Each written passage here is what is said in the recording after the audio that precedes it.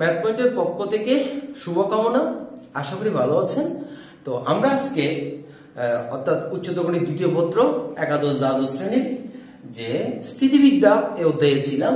তো এখানে আজকে আমরা অর্থাৎ স্যার অসীম কুমার সাহা ওনার বইয়ের 8A4 এর 6 নম্বরে আছে এই অঙ্কটা, খুবই ইম্পর্টেন্ট।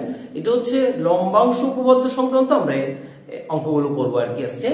সো লম্বাংশ উপপাদ্য আশা করি আমরা দেখেছি বা আমরা জানি, সেই লম্বাংশ উপপাদ্যকে ব্যবহার করে এই প্রশ্নটা আমরা সলভ করব। তো প্রশ্নতে কি বলছে, এবিসি ত্রিভুজের বিসিসিএ এ বাহুর সমান্তরাল দিকে পি মানের তিনটি সমান বল কোন বিন্দুতে ক্রিয়ারত আছে। প্রমাণ করো যে তাদের লব্ধি এ নাম্বার আছে, এটা বি নাম্বার আরেকটা আছে, সেটা বলবো যে P √3 - 2 cos a - 2 cos b - 2 cos c।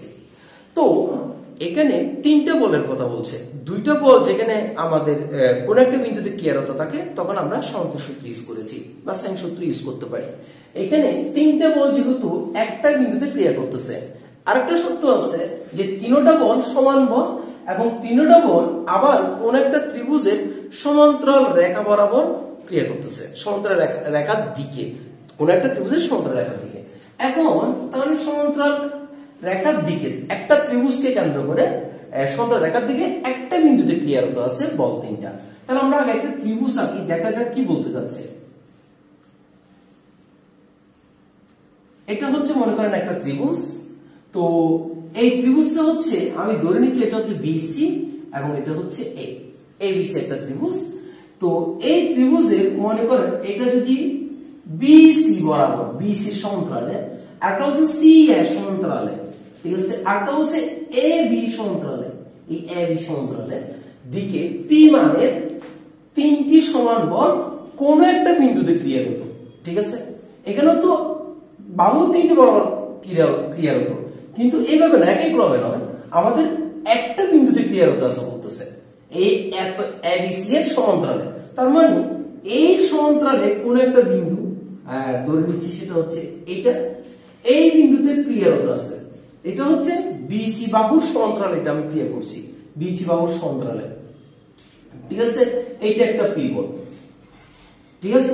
ধরে নিচ্ছি এটা হচ্ছে OX, চাইলে দিতে পারেন, ঠিক আছে, OX।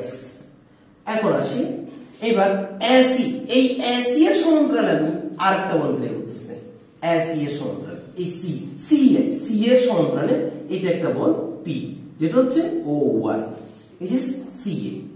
আরেকটা হচ্ছে কোনটা, AB এর সমান্তরালে। তাহলে এই যে AB এর সমান্তরালে, এই AB এর সমান্তরালে, ওকে। এই হচ্ছে মনে করেন Z।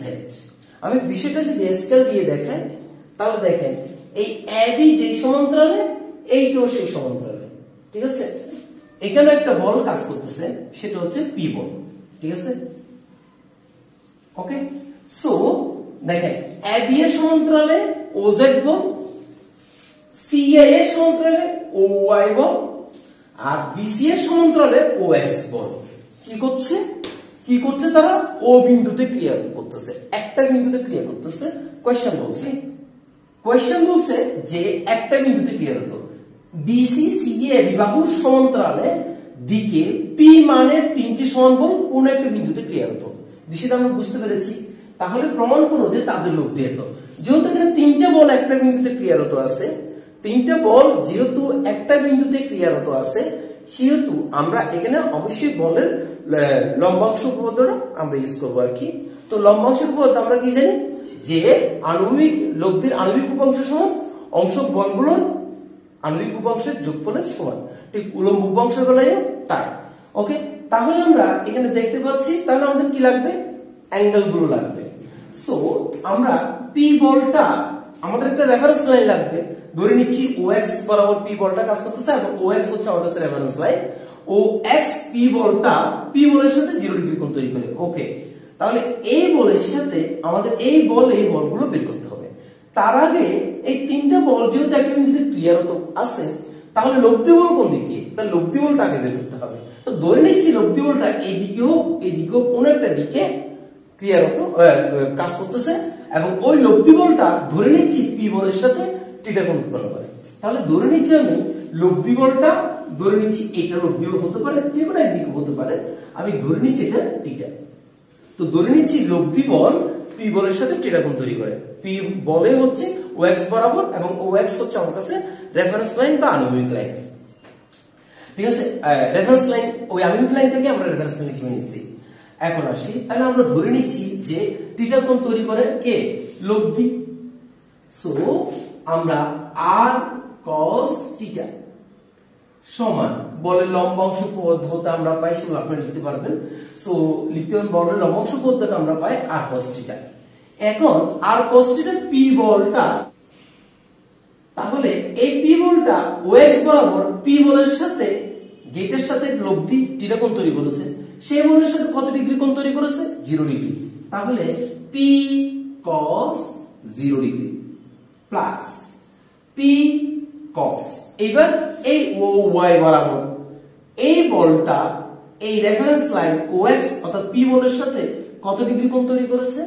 তাহলে সেটা দেখি, সেটা হচ্ছে যে এই কোণটা, অর্থাৎ আমরা কি জানি যে দুইটি বল বা দুইটি ভেক্টর, যে কখন আমরা তাদের মধ্যবর্তী কোণ বের করতে পারি, যে মনে করেন এই দুইটা ভেক্টরের, এটা হচ্ছে ইনিশিয়াল লাইন, ক্রিয়া বিন্দু, দুইটা ভেক্টর একই আদি বিন্দু, প্রান্ত বিন্দু দুইটা ওইদিকে। তাহলে আদি বিন্দু যদি একই জায়গা হয় তাহলে আমরা কোণ পরিমাপ করি ভেক্টরের বেলায়।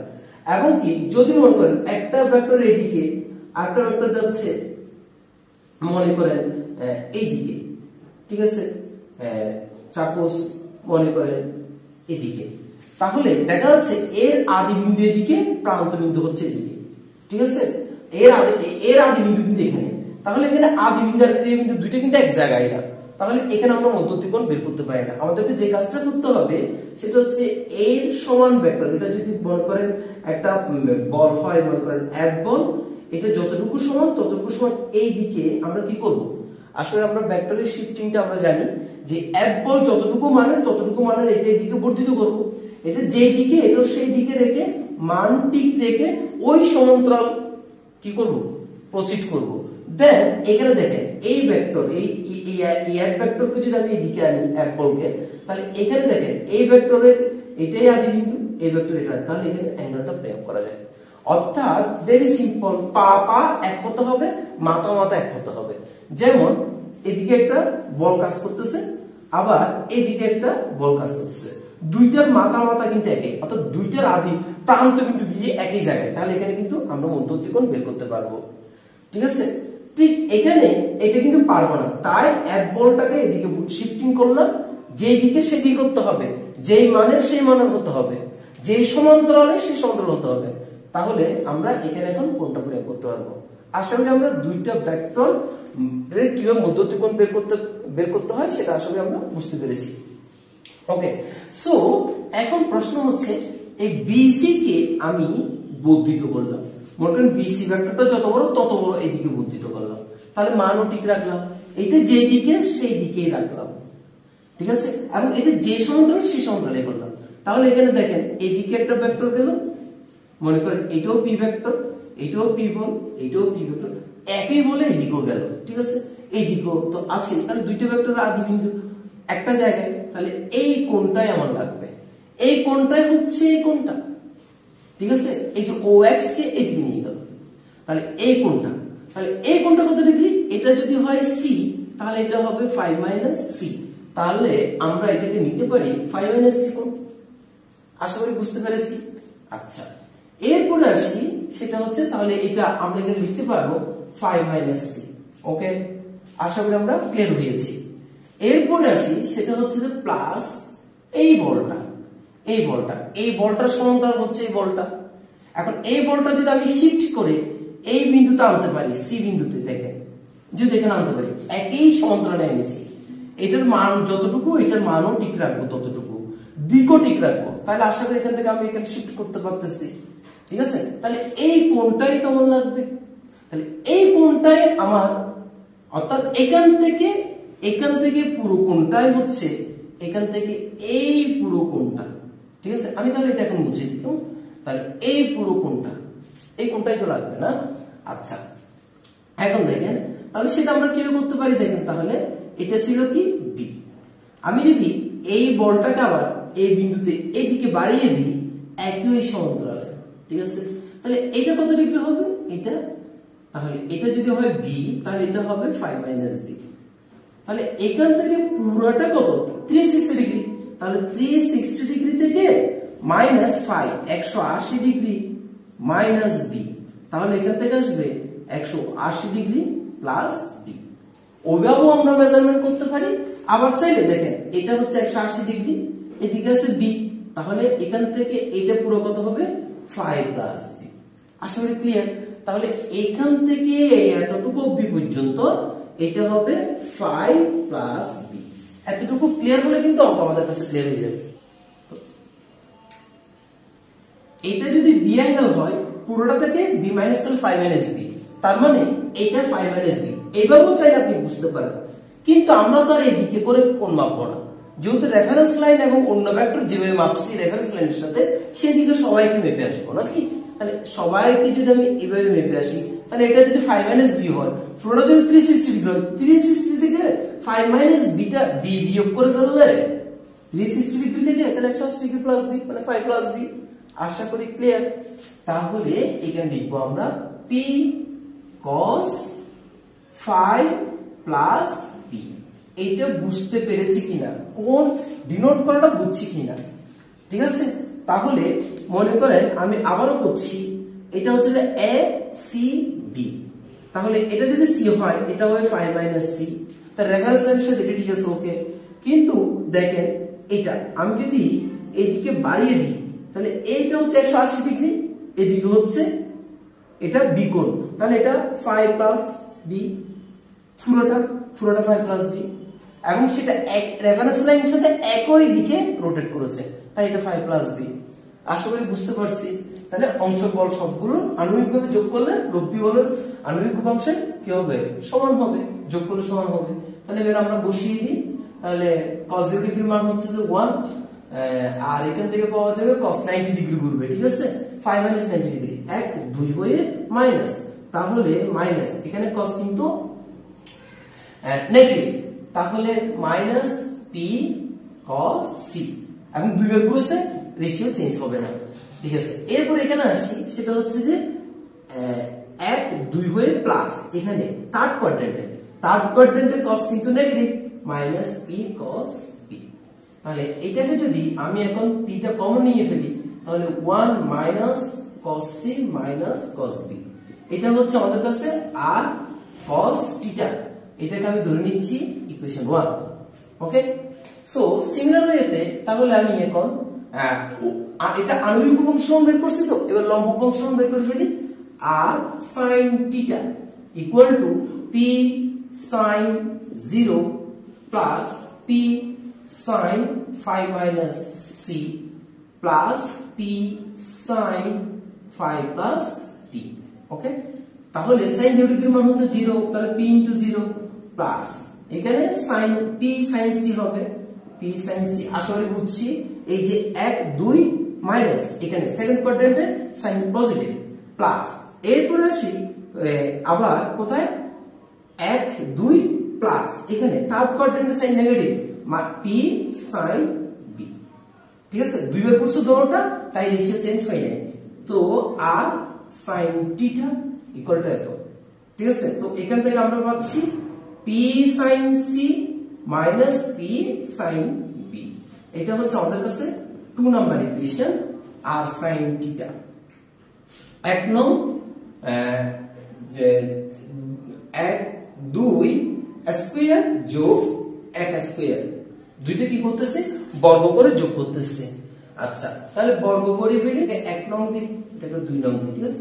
1 নং আর 2 নং সমীকরণ যদি আমরা যোগ করি তাহলে আসবে r square cos square theta plus r square sin square theta equal two, এখানে p স্কয়ারটাকে আগে লিখি, দেন 1 মাইনাস cos c, আচ্ছা মাইনাস cos b লিখি, দেন হোল স্কয়ার প্লাস এখান থেকে আমি পিটা কমন নিয়ে লিখলে ভালো হতো না, এখানে পিটা কমন নিয়ে ফেলি, কেমন পিটা কমন নিয়ে ফেলি, তাহলে plus P square sin c minus sin b এটা হোল স্কয়ার। আশা করি আমরা এতটুকু বুঝতে পেরেছি। ওকে, সো এখান থেকে যদি r স্কয়ার কমন নিয়ে ফেলি তাহলে থাকবে cos square theta plus sin square theta. আর এখান থেকে দুইটা থেকে আমরা p স্কয়ারটা কমন নিয়ে ফেলি, p স্কয়ারটা কমন নেওয়ার পর এখানে এটাকে আরেকটা কাজ করি, সেটা হচ্ছে 1 প্লাস মাইনাস cos c করে ফেলি প্লাস এটাকে মাইনাস cos b করে ফেলি, দেন হোল স্কয়ার লিখি। এই অংশটাকে নিয়ে লিখতে কোনো সমস্যা নেই, মাইনাস এ ঠিক আছে। আমি এটা কেন করছি, a plus b plus whole square formula যাওয়ার জন্য। দেন প্লাস p স্কয়ার এখানে এটাকে p স্কয়ারটাকে একবারে কমন নিয়ে ফেলি, দেন এখানে sin c minus sin b whole square এভাবে লিখি। এখানে থার্ড ব্র্যাকেটটা দিই। ওকে, p স্কয়ার দুইটা থেকে কমন নিয়ে রাখছি। এখন দেখুন তো কি করা যায়। এখন যে কাজটা করব আমরা, r square cos square sin square equal to 1 আশা করি বুঝছি। So p square a plus b plus whole square সূত্রটা করি, square plus b square minus plus এটার উপর স্কয়ার করলে প্লাস হয়ে যাবে, প্লাস c স্কয়ার এটাও প্লাস হয়ে যাবে, square plus b square plus c square 1 উপর স্কয়ার দেওয়া যায়, প্লাস প্লাস টুয়াইস ab, দেখেন এটা মাইনাস 2 cos c হয়ে যাবে, 2ab b হচ্ছে মাইনাস, তাহলে প্লাস মাইনাস হয়ে যাবে। সূত্র কিন্তু প্লাস ছিল, প্লাস bc তাহলে bc minus minus plus 2 cos c cos b। আশা করি বুঝতে পেরেছি।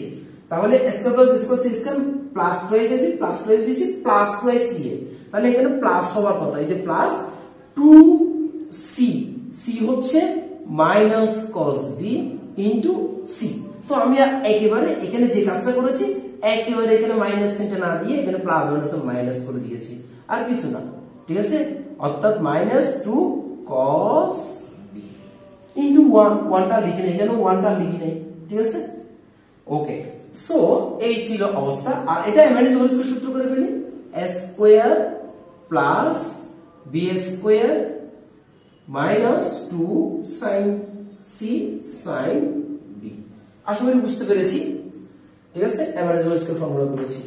দেন এখান থেকে আমরা এখন দেখি কি করতে পারি, r স্কয়ার সমান, তাহলে p স্কয়ার আসলো তো, দেন 1 আর এখানে cos স্কয়ার c, এখান থেকে প্লাস sin স্কয়ার c কে পাশে রাখি, sin স্কয়ার c, তারপরে প্লাস cos স্কয়ার b, তার সাথে sin স্কয়ার b কে নিয়ে আসি, sin স্কয়ার b, ঠিক আছে। তারপরে হচ্ছে এখানে 2, আচ্ছা মাইনাস 2 cos c, তারপর আছে মাইনাস 2 cos b, এটাকে নিয়ে আসলাম। তাহলে আর a আছে আর a বদলক আছে, তো তাদেরকে প্লাস 2 কমন নিয়ে cos a cos b minus sin cos c, এটা ছিল cos c। ওকে, cos c cos b minus sin c sin b, এটা এভাবে লিখতে পারি, ঠিক আছে। এবার দেখেন তো r স্কয়ার সমান, আমি এখানে লিখছি কেমন, r স্কয়ার সমান আমরা কি পাচ্ছি দেখেন তো, r স্কয়ার সমান আমরা পাচ্ছি এখানে p স্কয়ার, তারপরে এখানে দেখেন 1 cos square plus sin square, এইটা সমান আসবে 1, তাহলে আমাদের কাছে আসবে 1 প্লাস 1, এখান থেকেও আসবে এটা সমান 1, তাহলে সেটাও লিখলাম 1। এরপরে minus 2 cos c minus 2 cos b তো থাকবেই, তাহলে minus 2 cos c minus 2 cos b এটা থাকবেই। এরপরে plus 2 cos a cos b minus sin a sin b, car formula, cos a plus b formula, তাহলে cos a plus b b plus c। ওকে, তো এই সংক্রান্ত যদি কোনো প্রবলেম থাকে সংযুক্ত করে ত্রিভুজ অনুপাত, সেই প্লেলিস্টটা চাইলে দেখে নিতে পারেন। এইগুলো আমরা কিন্তু সংযুক্ত করে ত্রিভুজ অনুপাতে কিন্তু এগুলো আলোচনা করেছি, সূত্রগুলো পূর্ব করেছি। ওকে, সো এই ছিল অবস্থা আর কি। তাহলে এখান থেকে আমরা লিখতে পারি r স্কয়ার সমান p স্কয়ার, আর এখানে থাকবে 3 minus 2 cos c minus 2 cos b plus 2 cos, এখানে আমরা 5 মাইনাস c লিখতে পারবো তো না, a plus b plus c সমান আমরা কি জানি, আমরা জানি যে a plus b plus c সমান হচ্ছে 5, তাহলে a প্লাস b সমান লিখতে পারি 5 মাইনাস c, তাহলে এখানে আমরা 5 মাইনাস c লিখলাম। ঠিক আছে, তাহলে এখান থেকে কষ্ট করে আমি এই লাইনে এখানে লিখতেছি, আশা করি বুঝতে পারবেন। ঠিক আছে, এটা হচ্ছে আর স্কয়ার সমান, তাহলে এখন একবারে সরাসরি লিখে ফেলি, আর সমান রুট যদি চালাই রুটটার উপরে পি স্কয়ার, পিটা বেরিয়ে আসবে, দেন রুট ওভার 3 মাইনাস এখানে এখানে b প্লাস c জন্য আমরা কি লিখবো 5 মাইনাস a লিখবো। তো আমরা এখানে b প্লাস a প্লাস যখন 5 মাইনাস c লিখতে পারলে তাহলে আমরা b প্লাস c সমান কি লিখতে পারি, b প্লাস c সমান 5 মাইনাস a। আমরা এখানে b প্লাস c ছিল তাই 5 মাইনাস a লিখবো। ঠিক আছে, এটা হচ্ছে 5 মাইনাস a লিখবো। তাহলে এই 5 মাইনাস a থেকে আমরা কি পাবো, মাইনাস cos a, তাই লিখে ফেলি 3 minus 2 cos c minus 2 cos b minus 2 cos c। এটা আমাকে প্রুফ করতে বলেছে। আচ্ছা, এখানে cos c কেমন আসছে আশা করি বুঝছি, সেটা হচ্ছে কিভাবে cos c টা আমরা কিভাবে করছি, সেটা হচ্ছে এইভাবে, এই যে cos 1 2 মাইনাস এখানে cos নেগেটিভ 2 বার করছে তাই বাইরে মাইনাস সাইন চলে আসলো। তো এইটাই আমাকে প্রুফ করতে হচ্ছে। আর এইটাকে আমাদের বইতে এটা a নাম্বারে দিয়েছে, এটা প্রুফ করো, একই উদ্দীপক a নাম্বারে b নাম্বার দিয়েছে, এখানে sin a by 2 plus 4 into maybe sin a by 2 cos b sin b by 2 sin c by 2, সেটা করে সংযুক্ত করে ত্রিকোণমিতিতে যেভাবে অঙ্ক করেছি আমরা সেইভাবে এটা করতে পারি। ঠিক আছে, আর এই ধরনের একটা অঙ্ক আমার সংযুক্ত করে ত্রিকোণমিতিতে আছে যে 2 cos a cos b, এখান থেকে -2 যদি কমন নেন cos b cos c, এটা তো cos a, এটা cos a, হ্যাঁ cos c মাইনাস এটা হচ্ছে 2 cos a, এখান থেকে cos a আসছে। ঠিক আছে, তাহলে 2 cos c minus 2 cos b minus 2 cos a, সেটাই তো 2 cos a এখানে আসলে কত, এখান থেকে -2 কমন নিলে cos a plus cos b plus cos c, তো cos a cos b cos plus cos c এই সংক্রান্ত একটা অঙ্ক আছে কিন্তু খুবই ইম্পর্টেন্ট। তো এরকম এখান থেকে আরেকটা b নাম্বার অঙ্কটা আছে এরকম p √1 8 sin a by 2 sin b by 2 sin c by 2। তো যদি এটাতে একই স্কেলে অঙ্কটা করে জাস্ট এখান থেকে -2 টা কমন নিয়ে cos a cos b cos c এইটাকে ত্রিকোণমিতিক ওই যে সংযুক্ত করে ত্রিকোণমিতি যেভাবে আমরা করেছি সেভাবে করলে এই ভ্যালুটা চলে আসবে। এটা b নাম্বারে আছে কিন্তু, অর্থাৎ এখানে যখন -2 কমন নেবেন cos c plus cos b plus cos a আসবে। তো প্রথম দুইটাকে cos c plus cos d ধরে ফর্মুলা করলে একবারে এই কাজটা চলে আসবে। এই ধরনের অঙ্ক কিন্তু আমরা সংযুক্ত করে ত্রিকোণমিতিতে করেছি, জাস্ট ত্রিকোণমিতিক কাজটা করবেন, এখানে সবকিছু ঠিক আছে, এখান থেকে ত্রিকোণমিতিক কাজটা করবেন।